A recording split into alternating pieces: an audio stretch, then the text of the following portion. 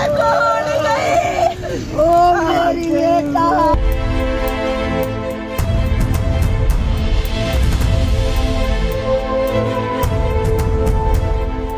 गोली लगने से महिला की संदिग्ध मौत, दावा खेल खेल में बेटे से चली गोली। मायके पक्ष का आरोप, साजिश के तहत पति ने मारी गोली। बता दें कि मथुरा में एक पूर्व फौजी की पत्नी की संदिग्ध परिस्थितियों में गोली लगने से मौत का मामला सामने आया है। घटना के बाद पोस्टमार्टम हाउस पर उस समय भारी हंगामा खड़ा हो गया जब मृतका के मायके और ससुराल पक्ष के लोग शव को अपने साथ ले जाने की जिद पर अड़ गए। दोनों पक्षों के बीच बढ़ते विवाद और हंगामे की स्थिति को देखते हुए सदर पुलिस के साथ साथ पुलिस बल को पोस्टमार्टम हाउस पर तैनात करना पड़ा। फिलहाल पुलिस पूरे मामले को संदिग्ध मानकर जांच कर रही है और शव का पोस्टमार्टम कराया जा रहा है। जानकारी के अनुसार सदर थाना क्षेत्र के विष्णुधाम कॉलोनी निवासी चंद्रवीर फौज से सेवानिवृत्त है और वह एक ट्रेवल्स एजेंसी चलाते हैं। हाल ही में गाजियाबाद का रहने वाला उनका एक दोस्त जो खुद भी एक फौजी है, उनके घर घूमने आया था। वह अपने साथ एक पिस्टल लेकर आया था जो घर में रखे एक बैग में मौजूद थी। ससुराल पक्ष का तर्क है कि जब दोस्त बैग घर पर छोड़कर बाहर घूमने गया था तभी चंद्रवीर के छोटे बेटे ने कौतूहलवश बैग से पिस्टल निकाली। बच्चे ने अपनी मां नेहा से कहा, मम्मी देखो बैग में से क्या निकला है।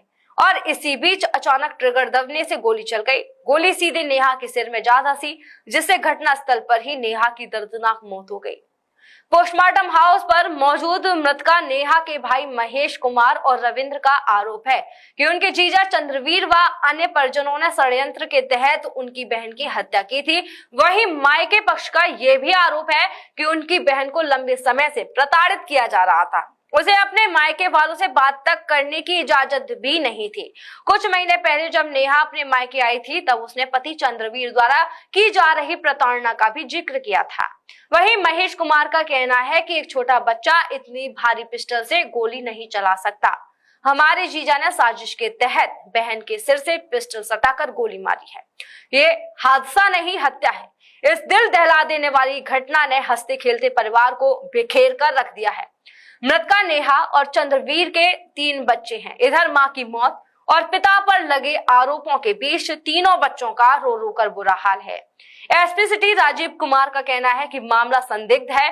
घटनास्थल से फॉरेंसिक टीम ने साक्ष्य एकत्रित किए हैं और मृतका का पोस्टमार्टम कराया जा रहा है। मामले की जांच कर कार्रवाई की जाएगी। लग गई है। अब आप बताइए कि छोटा बच्चा गन से क्यों खेल रहा है? लाइव गन है, क्यों खेल रहा है? उनके घर में हथियार कहाँ से आया? वो लोडेड क्यों था?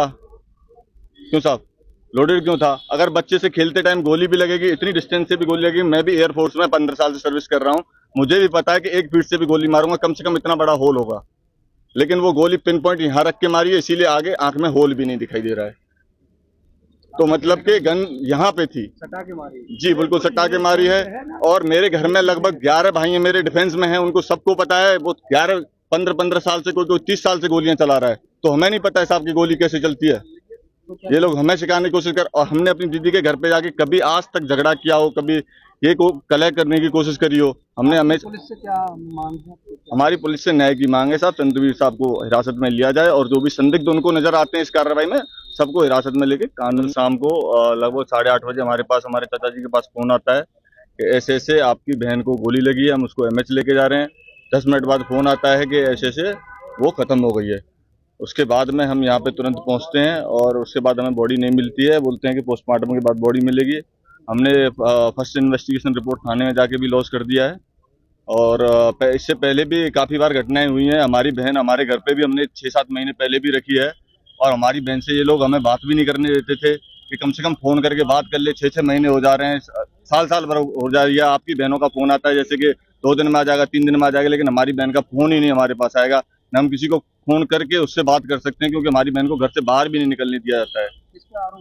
ये आरोप हमारे जीजा चंद्रवीर पे है, और उसी पे हमें पूरा वो है, संदेह है कि उसी ने हमारी बहन की हत्या की। क्योंकि ये कलेश था सर। 20-22 साल हो गए। सन 2004 में हमारी बहन की शादी हुई थी और तब से ही ये कलेश घर में चला आ रहा है। और घर के अन्य सदस्य भी इसमें मतलब शामिल होने की आशंका है, क्योंकि उनके घर वाले भी इसमें सपोर्ट करते थे। कहाँ के रहने वाले हैं? हम गांव नगला कारे, पोस्ट मनकेड़ा, और ये मलपुरा थाना है जी, आगरा। अभी कोई विवाद चल रहा है, सबको ले जाने को कौन ले जाना चाहता है? अभी हम ले जाना चाहते हैं जी, हमारी बहन है। इन लोगों ने तो मार लिया, इनका काम करना था मारने का, तो बाकी हमें अपना काम करना है, क्योंकि अभी कटवाना तो है नहीं मरी हुई बॉडी को। ये लोग बोल रहे हैं कि हमें यहीं पे बॉडी दी जाए, बच्चा कह रहा है कि हमें दाह संस्कार यहीं पे करना है, बट हम बच्चे को कह रहे हैं कि भाई बच्चा वहां जाके दाह संस्कार कर लो। वो आर्मी से रिटायर्ड हैं, अपनी जबरदस्ती रिटायरमेंट आए, किसी की सुनी नहीं है। दारू पीना, नशेबाजी करना इनका काम है। टूर एंड ट्रेवल्स की दुकान इनकी वो है, शॉप है, वो उनका धंधा बिल्कुल चौपट हो रखा है। इसके प्रेशर में उसका फ्रस्ट्रेशन है वो मेरी बहन पे निकालना, बात नहीं करने देना, पैसे के लिए प्रेशराइज करना मेरी बहन को। ठीक है, कई बार हमने एक दो बार पैसे भी दिए, 15 लाख रुपए दिए हैं वो, और कुछ पैसे दिए मेरे फादर ने दिए हैं। पैसे से भी लो, जब कोई बात करने जब दिया, जब पैसे के लिए ही बात करने के लिए पैसे मांगते थे तभी बात करने के लिए मजबूर करते थे, बस और कुछ नहीं। तो क्यों मारा है, क्या माना? करेक्टलेस में मेंटली डिस्टर्ब है वो, इसलिए बात हमारे चंद्रवीर ने, हमारे जीजा ने मारी है।